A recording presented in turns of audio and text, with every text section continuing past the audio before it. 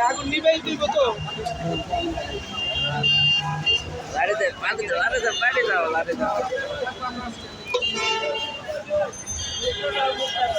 মুক্তপুরে নাই এখনো আরে নারী মুড়ি বেড়ে গেছে নারীপুরি বাইরে গেছে মুখে আগুন দাঁড়াইতে হবে তো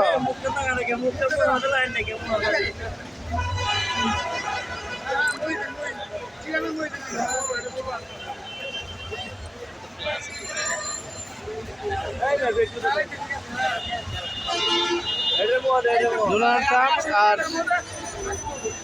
নেতানিয়াহু দুজনকে পোড়ানো হচ্ছে